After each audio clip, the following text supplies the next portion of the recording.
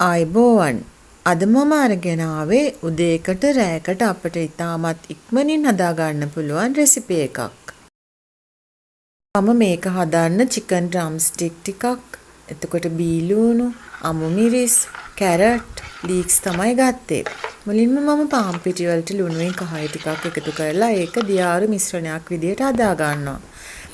මේ වෙලාවේදී මේ චිකන් ඩ්‍රම් ස්ටික් ගත්තේ නැහැ කියලා ප්‍රශ්නයක් නැහැ. ඔයාලා කැමති දෙයක් එකතු කරගන්න පුළුවන්. මම මේ ගත්ත චිකන් ඩ්‍රම් ස්ටික් ටික තෙල් ටිකක් එකතු කරලා දෙපැත්ත හරවමින් දැන් මේක බැද ගන්නවා. මේ වෙනුවට ඔයාලට සැමන් මාළු ඕනි දෙයක් ගන්න පුළුවන්. මේ ටික රන්වන් පාට වෙනකම්ම බැද ගන්න ඕනි.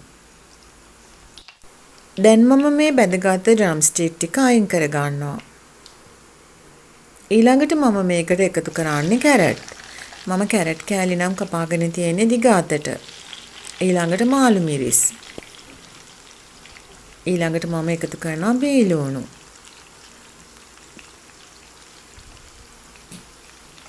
දැන් මම මේ ටික හොඳට කලවම් කර ගන්නවා. මේ ටික ටිකක් වෙලා බැදෙන්න ඕනේ. මේ වෙලාවේදී මම ගම්බිරිස් කුඩු ටිකකුත් එකතු කරනවා. අපේ රසායන වලුනුත් එකතු කරනවා. ඊළඟට ලීස්ට් කොළ ටික.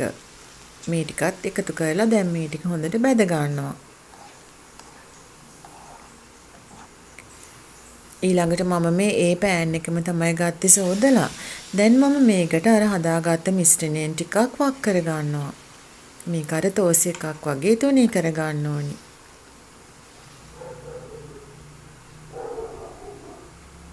දැන් මේක ටිකක් වෙලා තැම්බෙන්න තියලා මේකට මම අර හදාගත්ත මිශ්‍රණය දා ගන්නවා. මේ වගේ මේ පැත්තකට තමයි තියා ගන්න ඕනේ. දැන් මෙහෙම එළවලු ටිකක් දාලා ඊළඟට ඩ්‍රම් ස්ටික් කෑල්ලක් තියෙනවා. දැන් මේක මම රෝල් කර ගන්නවා.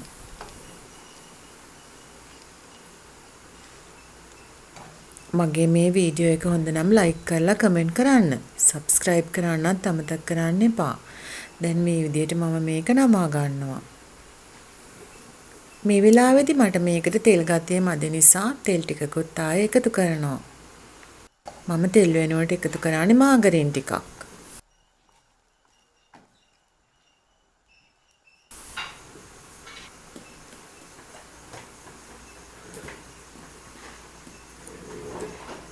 දැන් මේක රන්වන් පාට වෙනකන් පොඩ්ඩක් එහාට මෙහාට කරලා බද ගන්නවා.